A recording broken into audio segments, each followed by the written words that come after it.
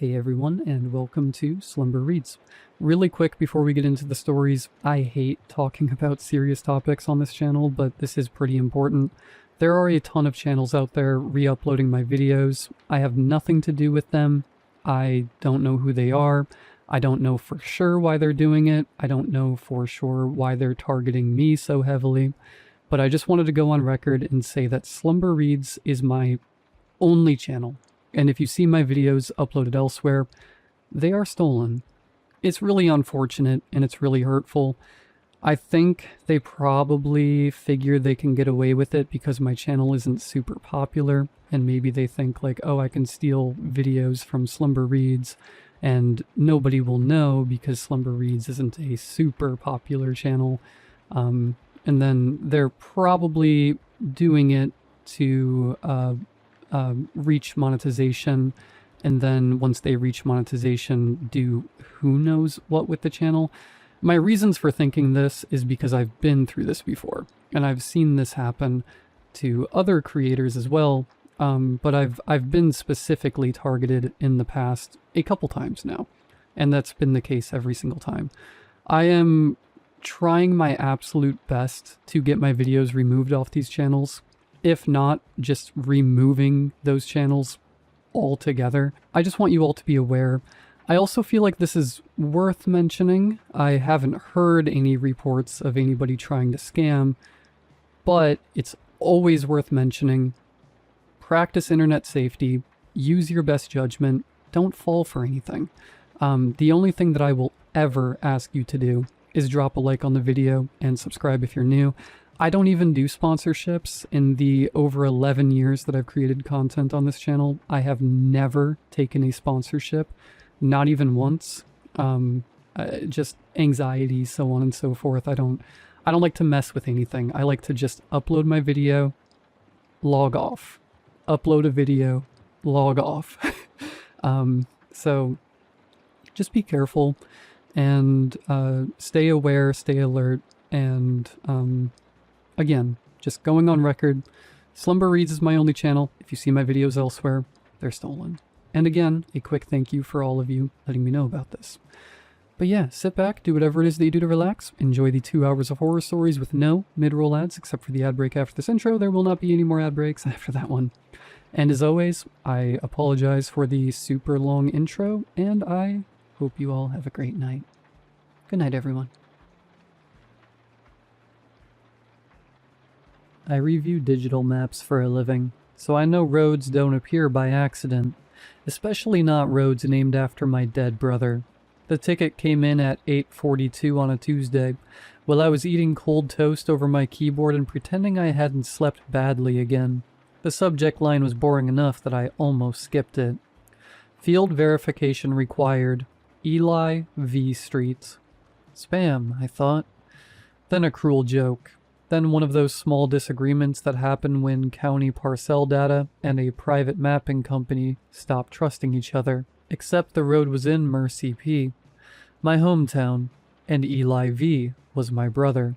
He disappeared in 2003, 6 years old. Blue popsicle in his right hand, standing outside B's Market while I went around the side of the building to talk to some kids I wanted to impress. I was 12. He was supposed to wait 5 minutes. That was the number I gave the police. 5 minutes. It became the number everyone handed back to me. You were only gone 5 minutes. A lot can happen in 5 minutes. You were a child too. People say things like that because they need tragedy to have edges. A beginning, a middle, an end. 5 minutes is small enough to hold in your mouth. It sounds like an accident. I opened the ticket. Eli V. Street appeared on 3 independent sources: County GIS, USPS address verification, and 1 commercial satellite layer. According to the metadata, it was a residential access road running north off Junie B Road, just past the old subdivision line. The satellite image showed trees. The county layer showed 12 lots. USPS listed 4 active addresses. A note from another contractor read, "Local government confirms road exists. Requires field validation." I was still staring when the navigation preview loaded, and a woman's pleasant artificial voice came through my laptop. In 200 feet, turn left onto Eli V. I hit mute hard enough to make my coffee jump. I hadn't been back to Mercy P in 14 years. Not for my mother's surgery, not for the reunion, not when they found a child's jacket near the old quarry and asked the families to submit fresh DNA. I mailed mine from 3 states away and threw up in the post office bathroom afterward. I told my manager I would verify the road in person. She said fine, if I wrapped it up by Friday. Everything okay? She asked. Just a weird data thing, I said. That was always how Mercy P started, as a weird thing. A small wrongness you could explain, as long as you didn't look at it straight on. The drive was 4 hours. Interstate, then county highway, then the 2-lane road that used to make me carsick because Eli would lean across my lap to count cows out my window. He always cheated. Brown one, white one. That one's 2. It has spots. That's not how counting works. It's how mine works. At the town line that my rental's GPS chimed and recalculated, though I hadn't missed a turn. The screen flashed "Welcome to Mercy P," and beneath it, for half a second, something else appeared. I only caught the first word. Remember. Then it was gone. I pulled into the gas station by the old grain elevator. They'd painted the elevator white since I left, and the paint was already peeling, gray showing through like bone. A new coffee kiosk advertised oat milk, which felt obscene somehow, like a vape shop in a cemetery. The cashier had silver hair and a Mercy P Cardinals sweatshirt. She looked at me, then looked again. People there recognized me by subtraction, not my face, not at first. The missing boy around it. "You're Helen V's girl," she said. I hadn't heard anyone use my mother's name in years. "Mara," I said. Recognition crossed her face, then pity, then caution, in that order. "Back for the house?" "Work." I bought a bottle of water I didn't want. When the receipt printed, she folded it before handing it to me like it carried something indecent. I looked away. 2 Junie B Road. Corner of Junie B and Eli V. "This isn't right," I said. The cashier glanced toward the window. "Receipts get funny sometimes. Eli V Street doesn't exist." She smiled, not unkindly, not cruelly either, like a woman who had already survived this conversation with other people. "Roads don't need you to believe in them." I left the water on the counter. The afternoon had gone dim in that Midwestern way that feels more like a mood than weather. Clouds sat low over the soybean fields. I drove toward the north edge of town. Mercy P was smaller than I remembered, but grief does that. As a child, your town is the world. As an adult, you come back and find 3 stoplights, a church sign, a dairy queue, and a field where somebody's dog died. The old streets were still there. Mercer A, Pine S Road, Quarry C. Then I saw the first child's name. Hannah G. Lane. White letters, green sign. Hannah G. disappeared when I was 8. Everyone knew the story because her mother had been baking a birthday cake and sent her outside for being underfoot. 10 minutes. My mother used to drive past their house with both hands locked on the wheel. "Don't stare," she told me once. But Eli stared. Eli always stared. "Where'd she go?" he asked. My mother said, "Somewhere we can't help her." I didn't understand how strange that answer was until much later. Then came Caleb S. Caleb N. Gone from a bus stop in '96. Lily M. C. 5 years old. Last seen in her grandmother's yard. Thomas O. Way. Missing from the fall festival. I pulled over before Junie B Road and searched each name on the county map. All active. Residential, rural access, publicly maintained. The records claimed Hannah G. Lane had been established in 1987. Hannah disappeared in 1995.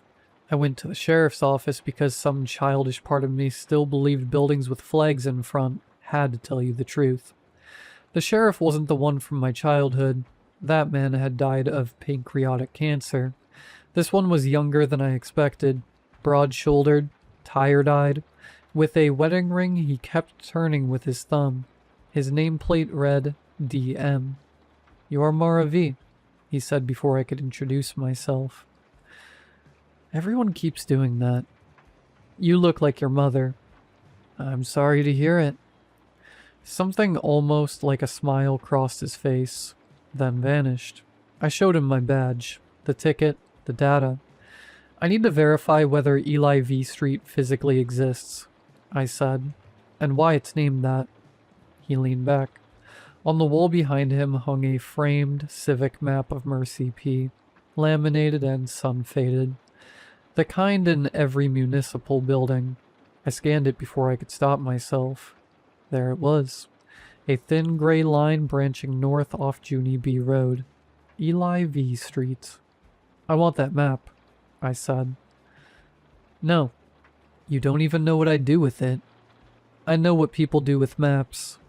The sentence sat between us. "My brother disappeared 23 years ago," I said. "I know. Then why is there a road named after him?" He looked down at his desk. Under the glass blotter was a child's drawing. Yellow sun, stick figures, a dog too big for the house beside it. In the corner, in careful letters, someone had written, "Ben." "Don't go there after dark," he said. "Official recommendation?" "No." "Then what?" He looked at me. "A lesson this town learned badly." I almost laughed. "You people rehearse this?" "If you see something you remember, don't stop for it." "That's your advice?" "No," he said. "That's what I failed to do." He slid a business card across the desk. His number was handwritten on the back. "If the road starts using your voice," he said, "call me." I left without the card. Then I came back for it 30 seconds later. The planning office shared a brick building with the library and smelled like toner and old carpet. I told the clerk I was there about Eli V Street. From the back room, someone dropped a mug. A minute later, June T came out. I hadn't seen June since we were 17, when she told me at a graduation party that leaving Mercy P wouldn't fix what was wrong with me. She'd aged the way some people do. The same face kept under time, like a room that never changes its wallpaper. Sharp cheekbones, thin mouth, eyes that made you feel she'd already corrected your version of events in her head. "Mara." "June." "Heard you were in town." "I got here 2 hours ago." "Small town. Apparently getting bigger." Her eyes flicked to the clerk. "Come back." Her office had no photographs, just binders, file cabinets, zoning maps, and a dead plant on the windowsill. I shut the door. "You know why I'm here," I said. "Eli's Road." My stomach turned at how easily she said it. "You say it like it's normal." "Nobody said normal." "I need the development records." "You won't find any." "I have county authorization." "Mara." The way she said my name made me hate her again. Not because it was cruel, because it was tired. She took a key ring from her drawer. "You remember the maps we used to draw on?" she asked. "No." "At B's, behind the soda machines. Tommy B stole county maps from his dad's office. We drew fake roads on them." The room seemed to tilt. "I remember the soda machines, the alley behind B's where the pavement was always sticky. June at 12, chewing grape gum, bored by everything." I did not remember maps. She watched me not remember. "Convenient," she said. "Don't." You came here wanting someone else to be guilty. My brother disappeared. I know. You think I forgot that? No, June said. I think you remembered it the way you could live with. I almost left then. I wish I had. Instead, I followed her through a locked archive to a cabinet labeled Historic Plats / Decommissioned Routes. She set a flat cardboard box on the table. Inside were folded maps. Some official, some photocopied. Some drawn by children. The one she handed me had been creased soft as cloth, its edges furred from handling. Across the top in blue marker was a title in handwriting I knew before I understood why. Go Somewhere Else game. It was Mercy P, 2003, but in the blank spaces around the town, children had drawn roads in crayon and pen and pencil. Loops, dead ends, lines cutting straight through fields and houses. Every road had a name. Not street names. People. Mrs. H, Coach R, Caleb's dog, Stupid T, Mom when she yells, and there, north of Junie B Road, in my 12-year-old block letters, Eli V. I touched the paper. Something rose from it. Blue raspberry, dust, hot pavement. My mouth flooded like I was going to be sick. June looked away first. We all played, she said. I shook my head. You wrote people down when you wanted them somewhere else, she said. Not dead, not hurt, just away. I wanted to ask who she had written. I didn't need to. Behind her desk through the window, Junie B Road turned sharply where, according to every old map I had ever trusted, it should have kept going straight. I folded the map with shaking hands. You knew, I said. I suspected. You all did. Mara, every town has missing children. Not every town names streets after them. She flinched. Good. Then she said very softly, Eli's road doesn't end where he disappeared. I stopped. It ends where he was trying to go. Bees Market was still there, though it hadn't been bees in years. Mercy F&F now. Lottery sign in the window. Firewood by the door. The soda machines were gone. The alley wasn't.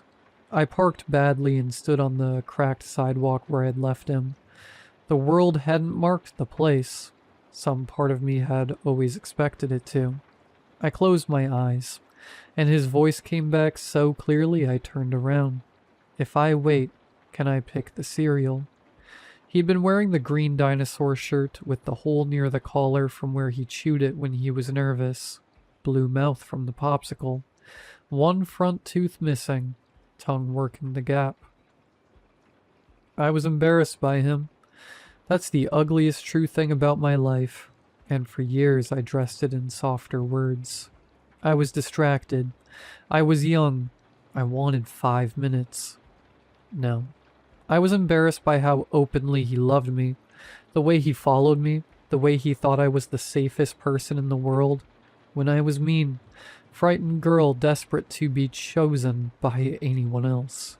The older kids had been by the alley, June among them, a silver CD player playing something tinny.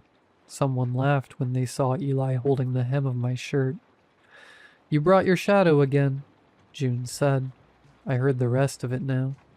Not like memory usually comes, blurred and merciful. Sharp. I told Eli to wait. He asked about the cereal. I said yes. He smiled. Then June held out the map. Write him down. Give him his own road. I remembered laughing. I remember taking the marker. I remember Eli trying to see. Is that my road? Yeah. Can it go to our house? Sure, whatever. Then I wrote his name. Not because I believed in anything. Because for one clean, poisonous second, I wanted to know what it felt like to walk somewhere he couldn't follow. My phone buzzed. Unknown number. I answered without thinking.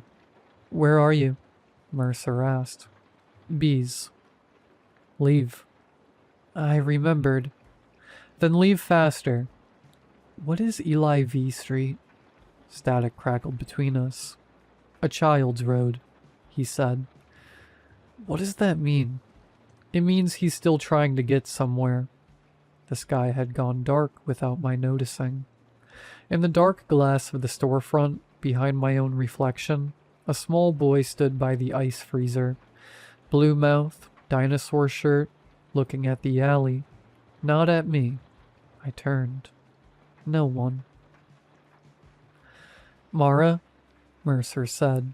His voice was lower now. "If you go there, the road will give you what you deserve. That's not the same as the truth." The line dropped. My GPS chimed. Eli V Street, 12 minutes. I don't remember deciding to go. That sounds like an excuse, and maybe it is. But there are moments when guilt becomes a steering wheel. You can take your hands off it. It turns anyway. Junie B Road ran north past the last of the new houses with their identical porches, then narrowed between fields, then trees. No streetlights, no mailboxes, just weed-choked ditches and the gray suggestion of forest beyond. At 6:03 the GPS said, "In 400 feet, turn left onto Eli V." "Don't say his name," I whispered. "In 200 feet, turn left onto Eli V." There was no road. Then there was. Not appearing, not materializing through fog, just suddenly undeniable. As if my eyes had been refusing it and finally gave up. A narrow paved lane open between two walls of trees. The sign at the corner looked new. Rainwater clung to it, though it hadn't rained. Eli V Street. Below it hung a smaller yellow sign I've never seen on any road anywhere. No outlet unless remembered. I turned in. The blacktop was smooth and new. My headlights washed over ditch grass. The GPS went silent. My phone lost service. Then the smell came through the vents. Blue raspberry. The road curved and the trees fell away. Bees Market stood ahead of me, lit by late afternoon sun that didn't reach my car. The old red sign was back, one fluorescent tube flickering. The soda machines leaned against the wall. A small boy sat on the curb, kicking his heels. He didn't look up. His popsicle dripped blue onto the concrete, drop after drop, but instead of running to the gutter, the stain stretched out along the road ahead of me, a thin blue line leading on. I almost opened the door. The boy lifted his head. It wasn't Eli. Not exactly. It was my memory of him, which was worse. Too bright, too clear. 6 years old forever. Made of the pieces my guilt had polished until they shone. His mouth moved, and through the closed window I heard him. "If I wait, can I pick the cereal?" I drove. The market vanished behind me, and the road became a school hallway.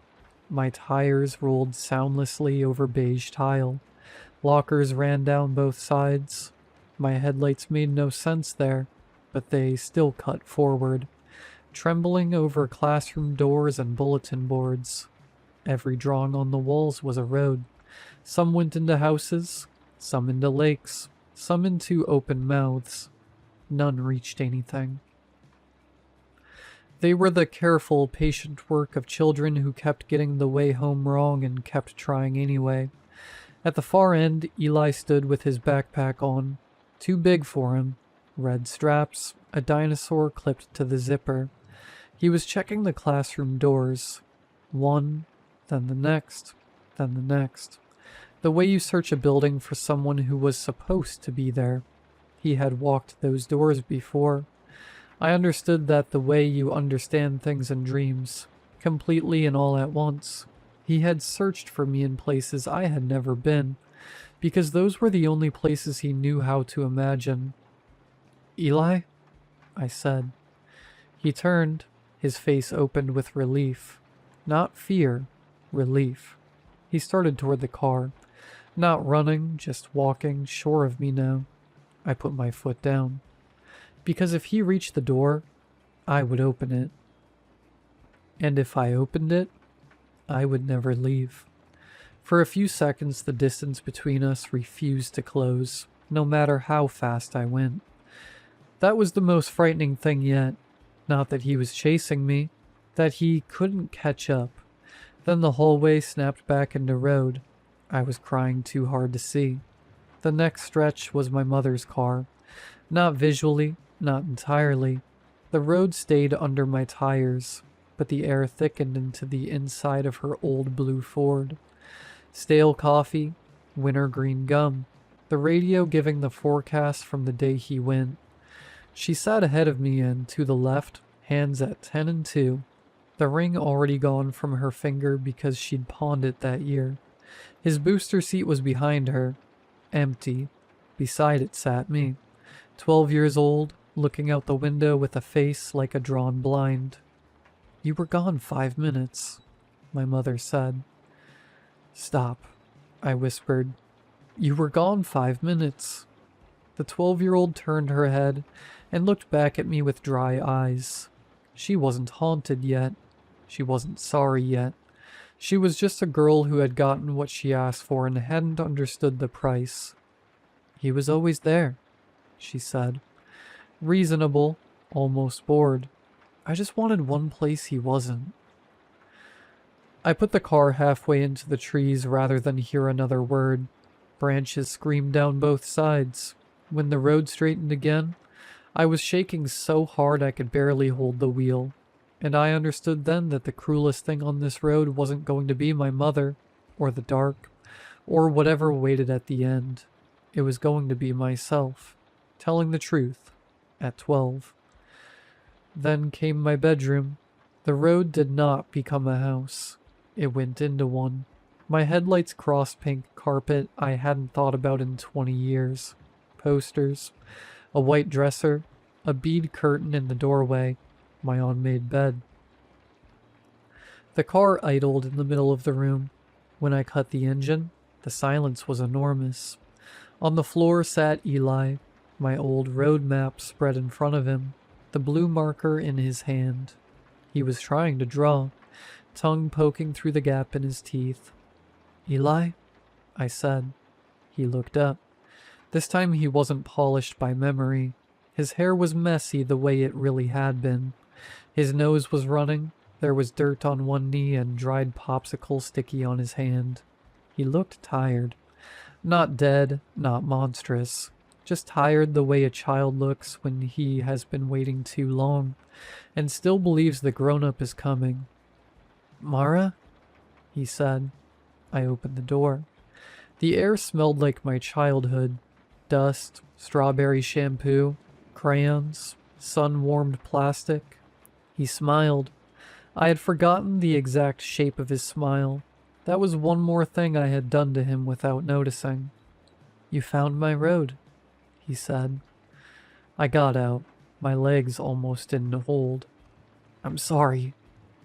His smile faded, not from anger. Children don't know what to do with an apology that big. "You said it could go home," he said. "I know." I made it go to B's first. The room flickered. For a second the carpet was pavement, the dresser a soda machine.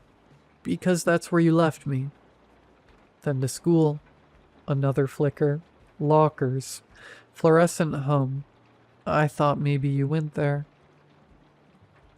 He smoothed the map with his small hand. "But I kept getting lost." I went down on one knee in front of him. "I tried to remember the way," he said. "I did. The store and the cereal and your room.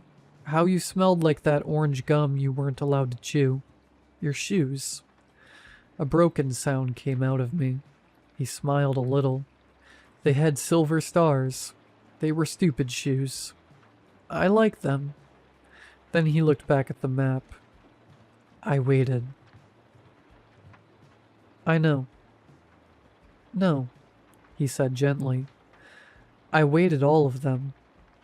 I won't try to describe what happened in me then. It wasn't crying. Crying is something the body can do and survive. This was older.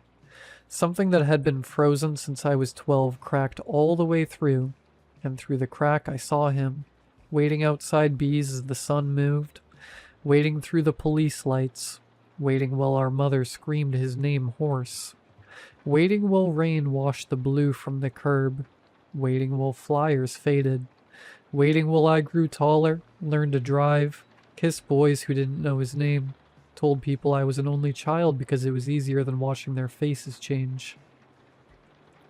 He had waited with the kind of patience only a child has when someone they love has promised to come back.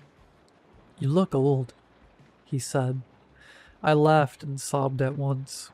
"I know." "Are you still mad?" "No, I was stupid then."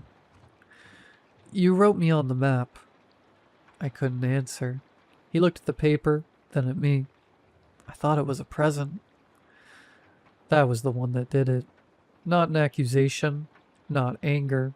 A little boy who thought his sister had given him a road. His cold fingers found my wrist. "Don't cry," he said. "Why?" His eyes moved to the doorway. The bead curtain was gone. Beyond it wasn't the hallway of our old house. It was a road, new, unpaved, pale dirt under a sky with no color in it. At the end of it stood my mother. She looked younger than when she died and older than when I left, both at once. Her arms hung at her sides. In one hand she held a folded map. Behind her, street signs leaned at crooked angles. Hannah G., Caleb, Lily Mae, Thomas, Ben M. Names I knew, names I didn't. My mother did not move. She only unfolded the map. Even from across the room, I knew her handwriting. Mara V. Not in crayon, in pen. Dark, deliberate, an adult hand. "When?" I asked. Eli's fingers tightened around my wrist. "The night after I went." The room went cold. She said she only meant 5 minutes too. For the first time since she died, I understood the way my mother had watched me grow up. Not without love, not with love either, with fear. She had wanted me gone for 1 second, long enough not to look at what I had done, long enough to imagine a house where she had lost only one child, and not the wrong one. The town had listened to her too, but Eli's road came first, drawn earlier by a girl who didn't believe in it. My brother, who thought it was a gift, had walked out onto the road that might have taken me, and he had been trying to find his way back to me ever since. "You have to go," he said. "I'm not leaving you again." He frowned like I was being difficult about bedtime. "You didn't leave me all the way." "Yes, I did." "No," he said. "You remembered me." "I stopped saying your name." "But you didn't forget it." Some mercies hurt worse than punishment. He pushed the folded map onto my hands. "Take it." "What is it?" "My road." In the doorway, my mother took 1 step forward. The house shuddered. Eli leaned close and whispered, "Keep it folded, and it can't find the end." "Eli, don't let it make a street out of you." Then he ran past me. Not to me. Past me. Toward our mother. For 1 insane second, I thought he meant to hug her. Then he threw both arms around her waist and held on the way he used to hold on to me when he was tired. Stubborn, sticky-handed, impossible. "Go," he shouted. My mother made a sound. It wasn't a monster's sound. That would have been easier. It was grief turned inside out. The walls cracked, the bead curtain flashed in and out of being. Every poster in the room became a map. I ran for the car. When I started it, I looked back. Eli was still holding her. He looked at me over his shoulder, and now he was crying. Really crying. Scared and brave and far too small. I had never let myself imagine him crying. In my memory, he had always been frozen before the fear. "Mara?" he called. I rolled the window down. "What?" He smiled through it. "I picked the cereal." Then the room collapsed onto road. I drove. I don't know for how long. The road unspooled under me in pieces of other people's children. A kitchen floor, a bus seat, a backyard going dark, a small hand letting go. At one point, I passed Mercer standing beside a sign that read Ben M. Way. He didn't wave. He took off his hat and held it to his chest as I went by. Then the trees came back. Then Junie B. Road. Then my phone found service and there was a normal night sky over me, indifferent and full of stars. I pulled over and was sick. Into the ditch. The folded map was on the passenger seat. It was warm. I didn't stop at a motel. I drove out of Mercy P and kept going until the sun came up. At a rest stop 2 counties over, I opened the map. Most of the roads had faded. Not gone. Faded. Like pencil under an eraser. Eli V Street was still there. Thinner now. At its end, in a shaky child's hand, someone had drawn a small square house. Inside it were 2 stick figures side by side. One tall, one small. The small one had blue around the mouth. The tall one wore shoes with silver stars. I laughed until people stared. Then I cried until they stopped. When I got home, I filed Eli V Street as invalid. The system rejected the edit. Road verified by local authority. I tried to delete the ticket. The screen went white. When it came back, a new field had appeared. Future extension, Mara V Road. Status, pending. I called Mercer. Disconnected. I called June. No answer. I check the county maps sometimes. Eli V Street is gone now. Not unlisted. Gone. The parcel lines have closed over it like water. Satellite shows only trees. But there is a new road on the north side of Mercy P. I found the photo in the database one night. The green paint on the sign still looked wet, though the records say it has been there since the year I was born. Mara V Road. I have never driven it. I don't need to. Some mornings my navigation app suggests it before I type anything in. Some nights, when I unfold the map just enough to check that Eli's Road is still closed, I see the pencil line of mine stretching a little farther.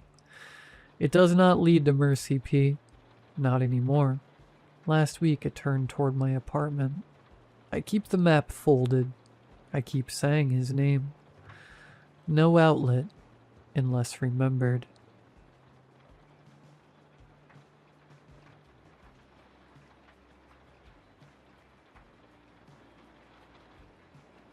Sistine was the love of my life. She was funny, bright, and had a way of cutting through BS that would knock you on your butt.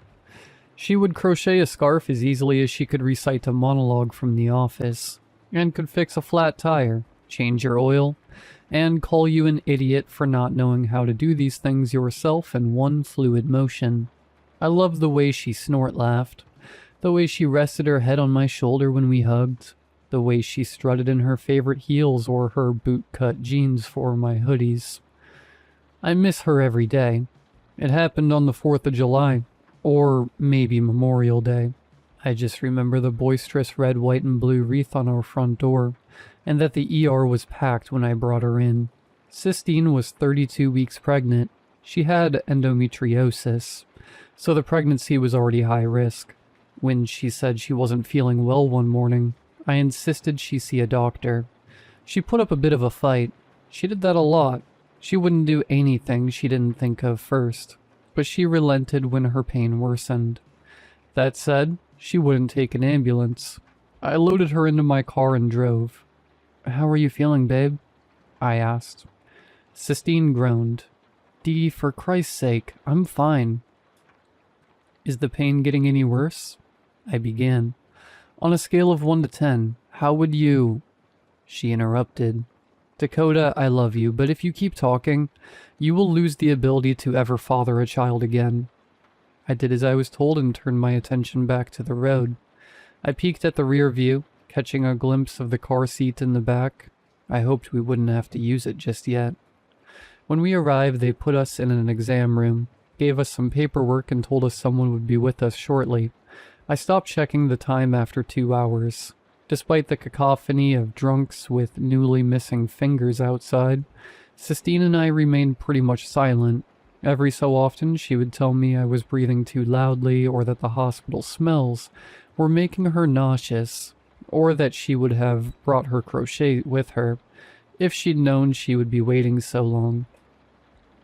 Occasionally, it was just an exasperated sigh or an eye roll. You'd think for someone who feigned nonchalance so much, she'd be better at it.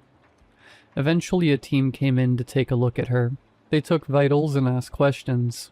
Sistine asked what took so long while fiddling with her red yam ring, enough to make it fray. She leaned back to look at me through the people examining her. "Dee," she asked, reaching her hand out to me. "Can you get me some water?" "Sure thing, babe." I took her hand, squeezed it, and shuffled into the hallway. I wandered for a little while before finding a couple vending machines. As I retrieved a water bottle from the compartment on the side, there was a commotion. Codes called, yelling, the squeaking wheels of gurneys and crash carts. I glanced behind me, only to see Sistine being wheeled away. My feet pounded against the linoleum floor as I ran after her, only to be stopped by an orderly. "Sir," they put their hands on my chest to prevent me from going further. "Sir, you can't go back there." "Where are you taking Sistine?" I craned my neck to locate her, but she'd disappeared around a corner. The orderly spouted a stream of jargon, rambling on about D-cells and hemorrhaging. It all boiled down to the woman I love and our child were in peril, and I was powerless. They brought me to the waiting room and sat me down in the corner between a screaming baby and a television playing some soap opera. All I could do was close my eyes and lean my head back. Sistine and I met a little over a year ago. She helped me find charcoal pencils at a craft store, in exchange for my number. Within weeks, she had a toothbrush and a set of crochet hooks at my place. And I had half a sketchbook's worth of drawings of her. When she did properly move in, suddenly my entire apartment was covered in granny squares, colorful paint and sip canvases, and half-empty bottles of Mod Podge and glitter glue. I complained about it then, but I would give anything to live in that mess again. It was maybe a month in that I told her I loved her. We were on a commercial break during a rerun of Scrubs. She just smiled, shrugged, and said that she figured as much, while fidgeting with the tassel on the throw pillow beside her. Around the time of our 6-month anniversary, Sistine slipped the news of her pregnancy between passing the salt and asking if it was butter or margarine in the potatoes. She kept her eyes on the plate, but she couldn't hide her beet-red face, or raw cuticles. And she certainly couldn't hide the tears streaking her face when she finally broke. "Please don't run," she begged, as I came around the table to comfort her. "Please don't leave me." I went over to her big pile of yarn and cut a few inches of her favorite, a crochet thread of variegated red, and tied it around her finger. "Call it an engagement ring," I said, holding her hand in mine. Wiping the tears from her eyes, Sistine whispered, "I always knew you were cheap." "I love you." I wrapped my arms around her and she melted into my chest. "Wait," Sistine backed up. She cut another piece of the red yarn and tied it around my finger. "Here, so no one goes getting any ideas." I held up my hand to admire the ring, but I was looking at her. Perfect. The weight was excruciating. I counted the ceiling tiles, paste enough to leave a dent in the carpet, and bummed smokes off anyone I could. After the 3rd hour, I finally approached the front desk. "Excuse me?" I sighed. "Can you give me an update on my girlfriend? I still haven't heard anything. Sure thing, honey. The older nurse gave me a warm smile and turned to her computer monitor. What's your girlfriend's name, sweetheart? I gave her Sistine's name. She cocked her head. I'm sorry, my love. I don't see her in our system. What? I asked. What does that mean? Is she out of surgery, or is she... No, her name isn't even in our system. She put her hand on mine. I'll tell you what, baby. Have a seat. I'll call you up to the surgical floor and see if she's up there. If maybe she just got missed. It can happen. I returned to my seat and watched her make the call. I watched her speak to the person on the other end and furrow her brow. I watched her stumble over her words and nod before hanging up. I watched her repeat the process several more times. Sistine wasn't in the operating room. She wasn't in recovery. She wasn't getting prepped. She wasn't even in the morgue. She was just... gone.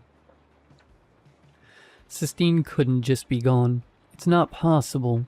I stumbled out of the hospital waiting room like I had a bullet in my gut, and my ears rang accordingly. I slid into the driver's seat of my car and buried my head in my hands. When I was able to compose myself enough to drive, something caught my eye. My air freshener. It was a little black pine tree dangling from my wiper switch. Sistine never liked black ice. She said it was a guy scent, and that it didn't smell like anything. When I told her that I didn't care for the vanilla or cherry or peach ginger spritz scents that she used, she told me that she'd meet me in the middle. She bought me leather, bourbon, and fresh shave. They were still guy scents, but they smelled like something. I haven't used black ice in over a year, and I took the air fresheners out of my car altogether when they started making Sistine nauseous. But there it was, black ice. I figured I must have left it in there without realizing it. Maybe I put it back when Sistine wasn't with me. That sounds like something I might do. As I drove home, I checked my side mirror to see someone riding my tail. People drive crazy here. I looked into my rear view to get a look at this guy, but instead, I saw my empty back seat. I slammed on my brakes, making the guy almost hit me. He laid on his horn as I pulled over and climbed into the back seat. It was empty. Just a few fast food wrappers and an ice scraper. My hands were grease-stained for days after installing that car seat. It couldn't have just... I got back into the driver's seat and sped all the way home. Racing to my apartment, I could already see the plain front door, and as I entered, I fell to the floor. The walls were bare of paint by numbers and diamond arts, and the couch held nothing more than its gray cushions. My sketchbooks were blank. My bedroom was devoid of color, only a black comforter and navy blue sheets. My closet didn't have a speck of glitter or lace in sight. The worst of it was the nursery, or what was the nursery. Sistine and I spent weeks rolling the walls with soft blue paint and dabbing sponges of white across the ceiling. We spent hours researching cribs and changing tables and rocking chairs. We'd had dang near knockdown, drag-out fights about what should be close to the window and what should be close to the door.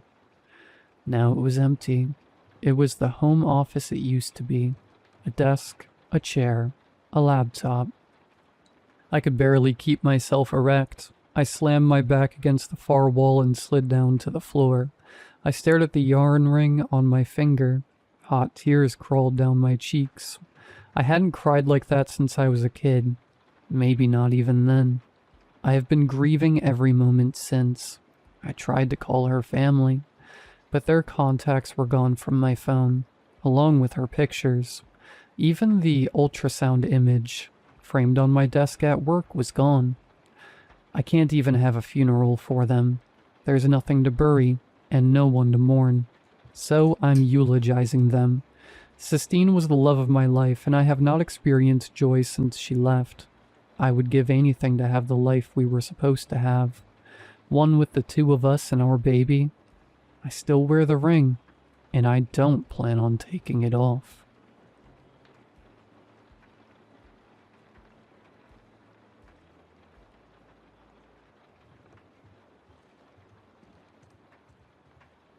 I told my wife I'd pick her in every life. She said I already have, and she makes sure I do each time. She was a prankster, and so I assumed she was just being silly. Yeah, why wouldn't you? I'm a great husband, I said, laughing off the joke. I'm not joking, actually. Usually I like to wait until you're closer to the end to tell you, but you'll be gone soon enough. I told you to schedule that doctor's appointment. Yeah, okay, Vera. Whatever you say. I was barely unsettled. She was a weird girl, part of why I liked her. As I started to walk into the bedroom, she grabbed me by the wrist. Sam, I'm not joking. Okay, I'll bite. What are you talking about? I've known you for probably 2,000 years, and most of us pick a person for one lifetime and then switch it up. But you, Sam, you have been so profoundly depressed in each life, it's like I hit the jackpot. The best thing is when you have plenty of hope only for it to be destroyed. I was really looking forward to this time, but you were stupid and waited for the doctor's appointment. You only had a few weeks anyways. But now I'm going to miss out on the hope being crushed once the doctor realizes there's nothing they can do. She didn't laugh. She didn't smirk. She was dead-eyed. You're not going to scare me into going to a stupid doctor's appointment. I'm 33. I don't have cancer. You foolish humans will do anything to convince yourselves you are immortal. Even the greatest minds on your planet don't live longer than 120 years or so. Why do you think that is? Don't you think after all these years of human evolution, you would have figured this out by now? Don't you think it's strange so many other life forms that are so much less advanced don't experience this? Xenosense, biological immortality, the reptiles have it figured out, but they're a dumbed-down version here.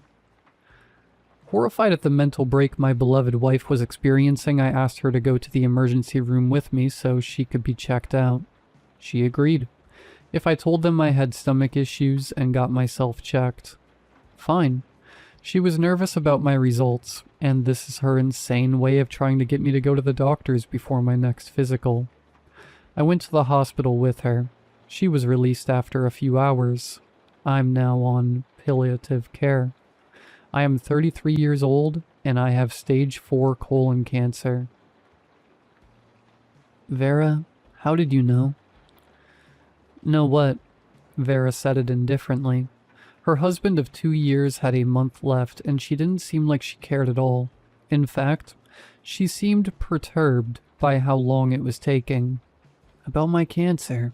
What is wrong with you? Honey, I already told you. You're never going to understand this, and I've even taken a liking to you. I don't love you, obviously, but I love the sustenance you provide. That's why I pick you every time. I always make sure you get a better deal than the other prisoners. I do a lot for you that you don't even understand. You know, the first time I met you, you were a slave in Rome in 26 BCE, or whatever you call it. I had just started out here, and had to find my own food, and for some reason I picked you. I was foolish then. I didn't request for you to be with me again. I had no power anyways.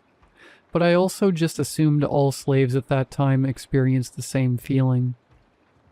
Vera, you sound crazy. Yes, and you're ignorant. You humans don't even see or care what you do to animals with your industrial farms. At least we let you walk around and live a life. It's not my fault that you never believe me, but I don't care. I'll wait another 16 to 20 years and I'll be back, feeding off your energy. What I like about you, though, is your naivety. You don't ever believe me, and I've told you the truth each time for hundreds of years. I'm definitely one of the lucky ones. She said it with a sick smile on her face, clearly uncaring of how this was affecting me. I'm not crazy, so I assumed she was still pulling some weird prank, or was going through an episode of psychosis that hadn't been picked up yet. I decided to play along. Alright, Vera, let's just say this is true. Why would I ever believe something so asinine? Well, I've done this before and you typically die right after. But I do kind of want to speed up this process since I'm getting hungry. Humans think we all feed off the whole earth. That would be nice, and that's not a luxury my species has. It's very much eat or be eaten with us. Before I could say a word, she continued. Think of the known universe to you humans as the United States. The Milky Way is essentially 7 Mile in Detroit. One of the worst places you could find yourself. Well, me and my species are here for at least the next 10,000 years, until we can gain enough energy to move on. The Andromeda is essentially Gary, Indiana. There aren't nice neighborhoods for hundreds of thousands of light years. You see, in this part of the universe that you know, you essentially live in a prison. You deserve to be here, so I can't feel bad. Who knows what you did? All I know is you provide a supreme amount of low, vibrational energy. Unfortunately, my species is very much still second-class citizens. Racism spans the cosmos, believe it or not. Anyways, that's why you and every human being on Earth are here, and you idiots choose to go into the light. Even after I tell you all this, I can guarantee you still will, because you've already done it hundreds of times. I've been your best friend. I've been your daughter. I've been your husband, your father, your wife, your favorite uncle. Each time you listened to me and went into the light. Like a moth to a flame. I would feel worse if you eventually figured it out. But you haven't, and so I continue to feed. Mouth agape, I didn't have words to speak. I still assumed she was having a mental break, but the lore she created was perplexing. Before I could respond, she stopped me with a single wave of her finger, and then she did something unimaginable. Right before me, in my literal deathbed, she transformed. It wasn't as showy as you'd think, and while I have trouble remembering all of it, I need to write this down. She became a being of pure light, vaguely reptilian and bright green, almost radioactive, and about 7 to 8 feet tall. At the same moment, time seemed to stop. No beeping of the machines keeping me comfortable. No cable TV playing in the background. Nothing. Her eyes weren't eyes. They were voids. Voids of darkness that would make the Vantablack paint look white. It was the most horrifying thing I had ever seen. I could barely hear or understand her when she transformed back to a human, but I will never forget what I saw. After that, she left, as I started to code.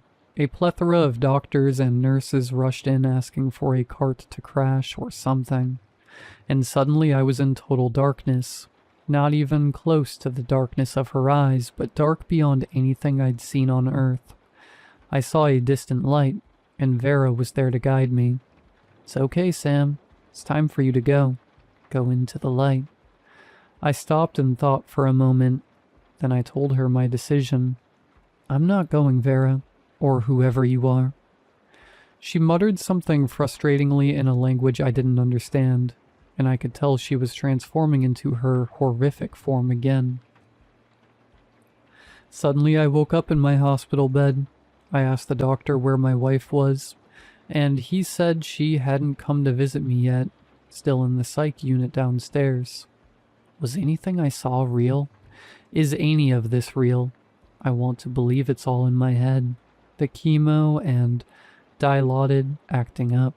Anything to blame mental fallacies before accepting what she said. That's why I had to post this. The longer I think of it, the more I think it was a dream brought on by my fear of death. The only thing that terrifies me is when the nurse came in to change my ice chips. Looks like you spit up or something in your cup. Did you eat any snakes lately? She said with a light-hearted laugh. No, why? Well, I'm from Georgia, so it's not uncommon. I've just never seen a snake shed its skin in such a public place up here in New Hampshire. As she pointed the cup towards me, I gasped, because I know there are no bright green snakes in New Hampshire.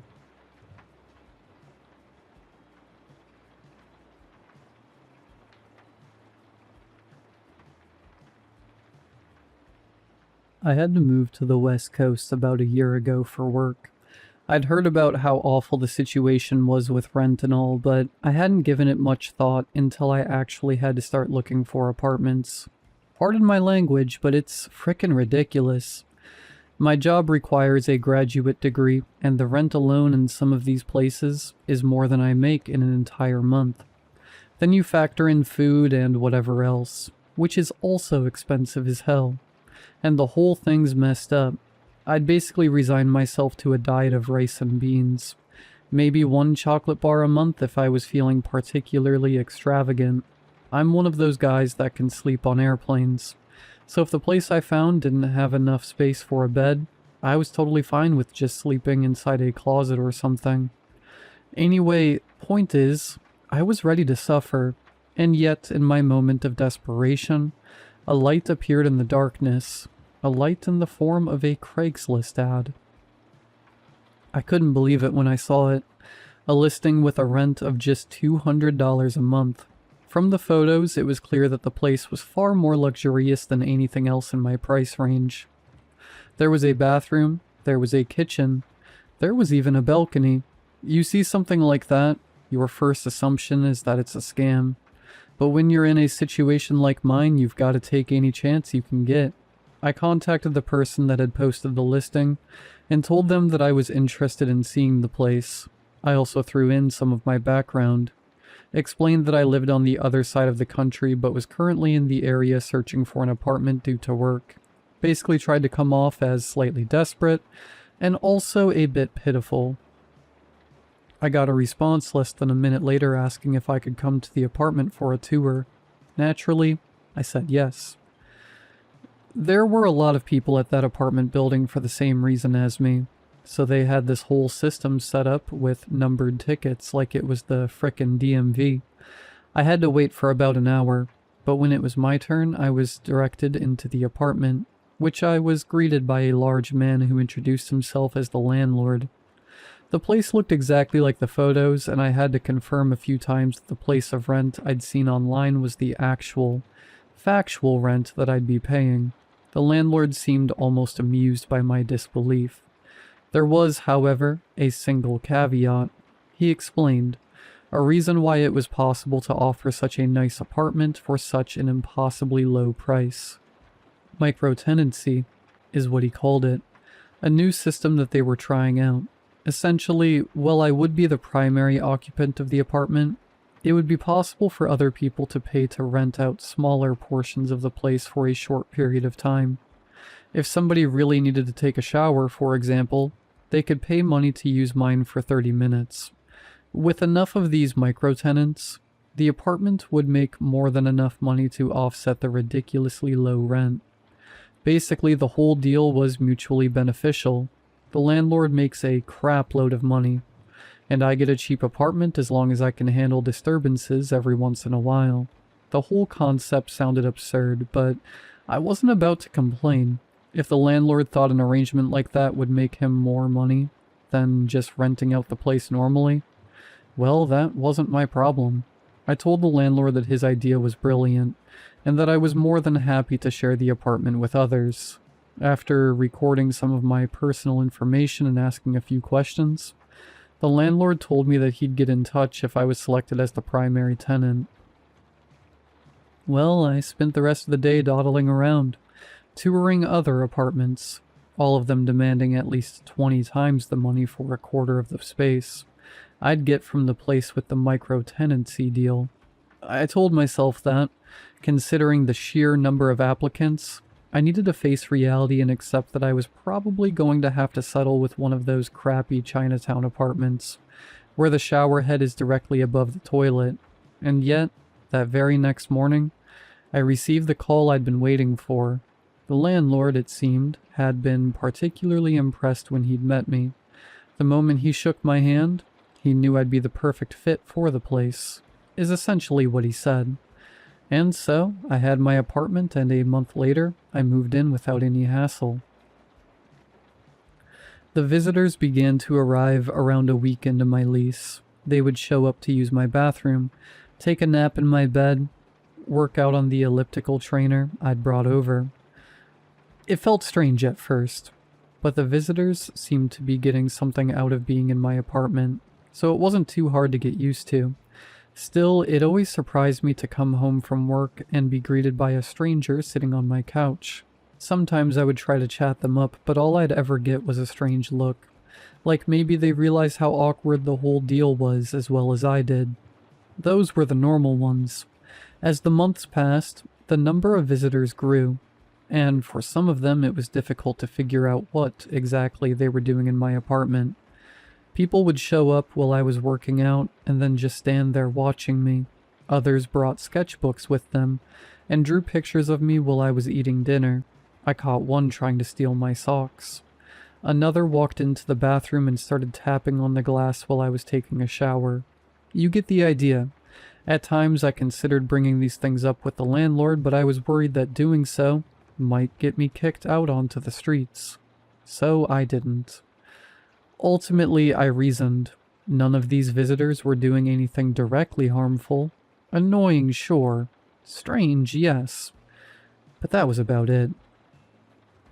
I was sleeping one night, as I tend to do, when I awoke to a strange feeling in my cheeks.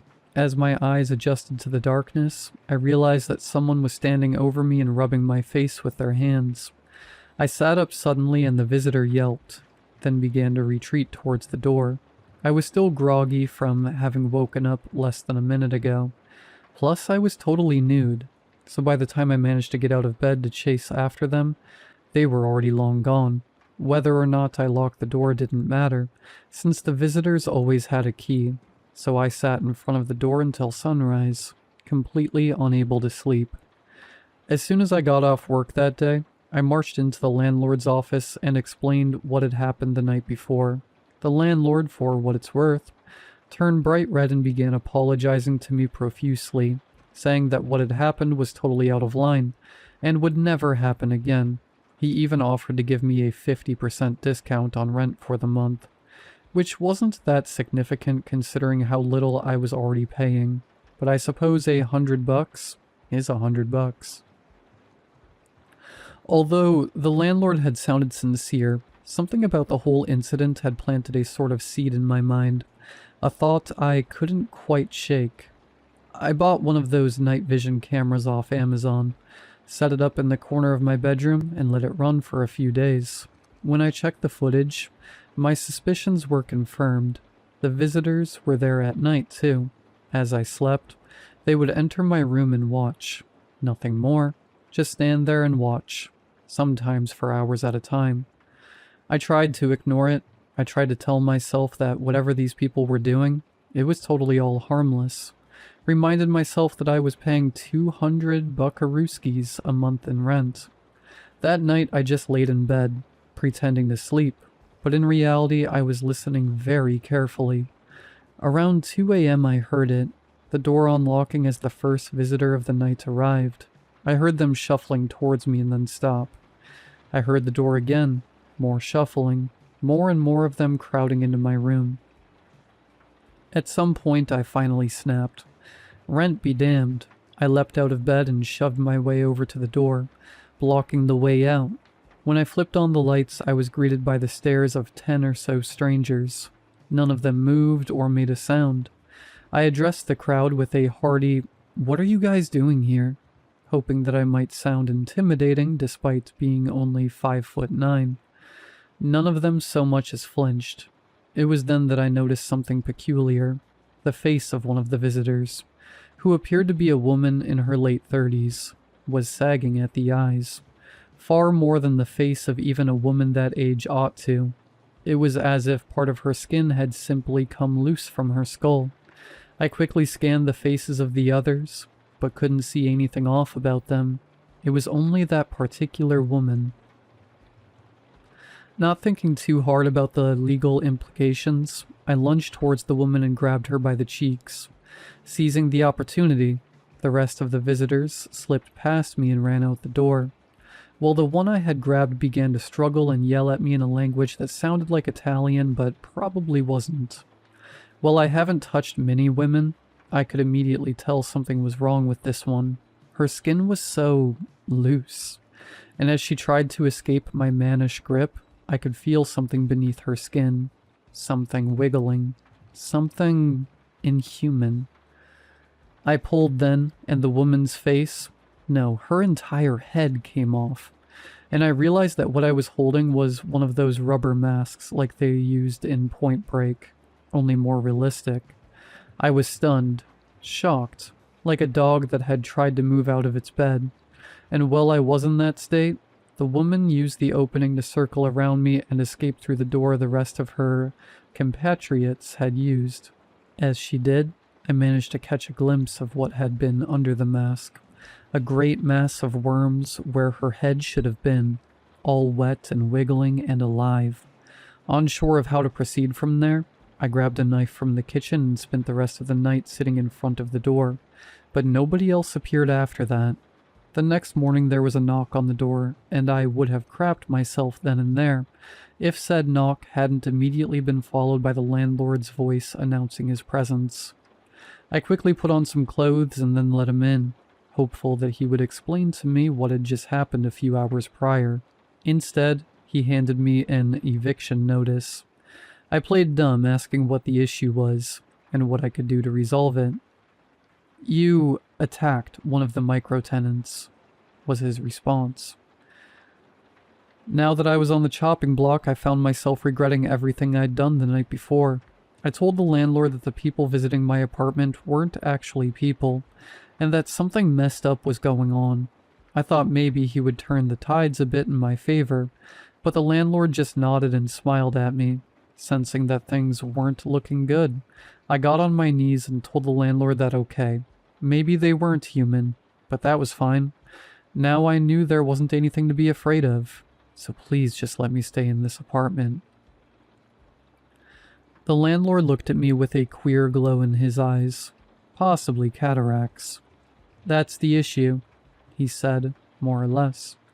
"You know too much, and now that you know, you're going to behave differently, unnaturally. Can't have that." With that, he turned and waddled out of my apartment. As the door closed, he called out to me, "It's a shame. You were quite popular." That was a few days ago. 3 more and I have to be out of here. There haven't been any visitors since that night.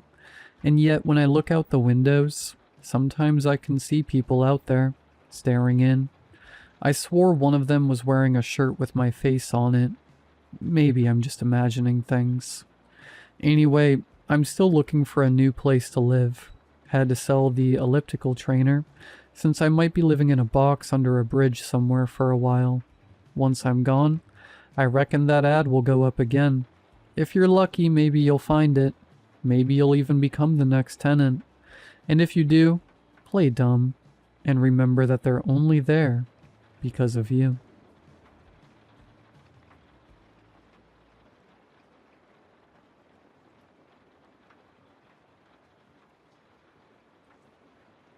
I'm posting this because I need some help. I've tried everything. Hot water soak, cold water shower, aloe vera. Let me explain. I recently got back from holiday. It was lovely. Great food and brilliant people. Except for getting sunburnt. I was the only ginger in my friendship group. Probably the only ginger on the entire Greek island. But I refused to be left out just because of some sun. I still went to the beach every day with my friends, drinking beers and having a laugh. My friends kept moaning, telling me to put on more sunscreen, but I hadn't flown all that way to hide myself in the shade. It wasn't until I got home I realized how badly I'd burnt. I arrived back somewhat pink and tender, radiating heat. I spent the next couple of days lathering up with aloe vera gel. It must have been 2 days later. I was back at work, back to reality, when I started to peel. It started small, pulling thin patches from my shoulders. They came off with ease. It was like taking the screen protector off a new phone. I was engrossed. Then I pulled the perfect part, from the elbow straight down my forearm and over the back of my hand. I laid it out. I stared at it. It was perfect. My hand was wonderful to peel. I'd find an edge beginning to lift and peel it back delicately. I could see my freckles in it, the tiny grooves of my fingerprints, even the way it would stretch around an old scar. There would be a slight bit of tension before release, revealing a softer, newer flesh underneath. I'd taken to rubbing my feet together before bed, scratching away at an itch that I could never quite get. For some reason, I found this comforting. I would drift off softly, chasing the sensation. One morning, I stood with my back to the shower. I'd neglected the loose skin there that I couldn't reach. The water found an opening on my shoulder and ran beneath the skin. I could feel the warm water spreading between my skin and back. It ballooned out and sagged before it finally split.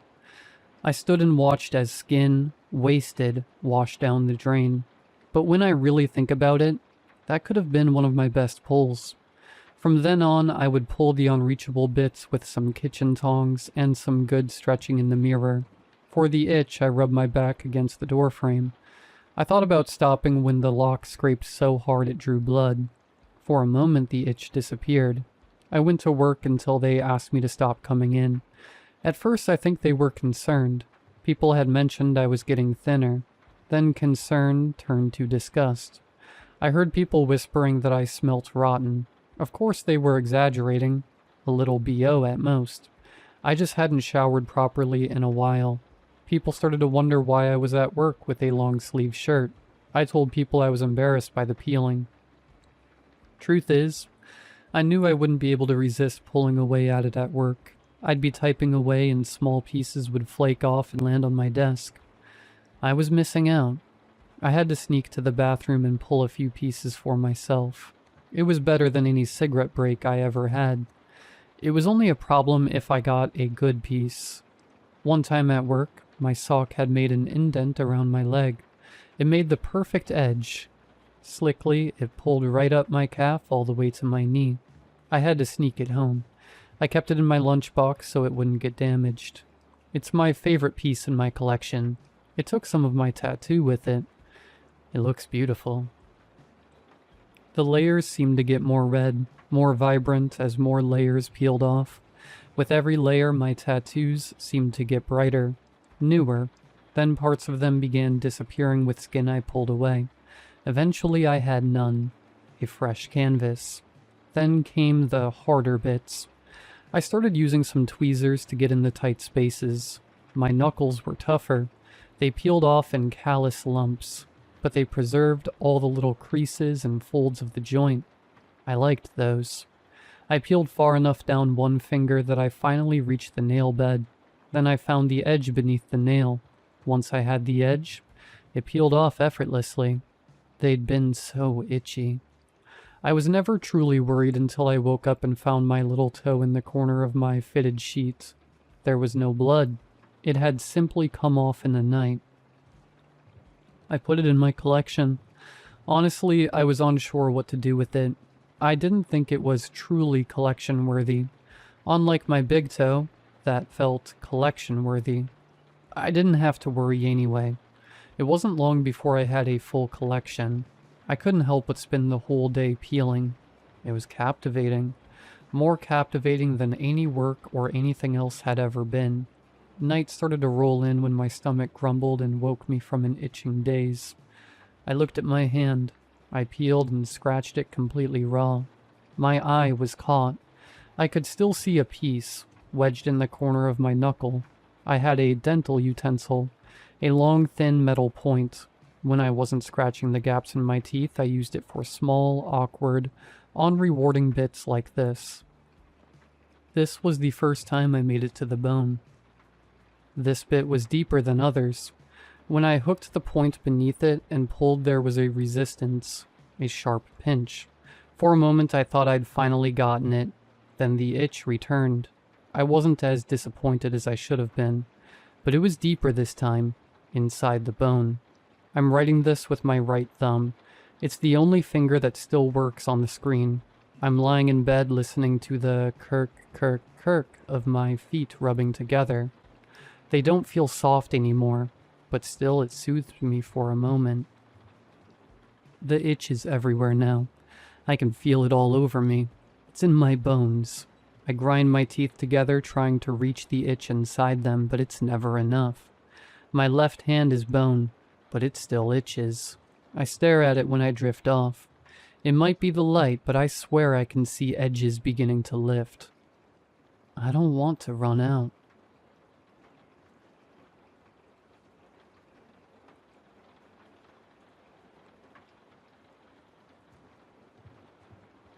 I don't know if this was just an extremely vivid fever dream, a false memory, or something else entirely. I was around 5 or 6 years old.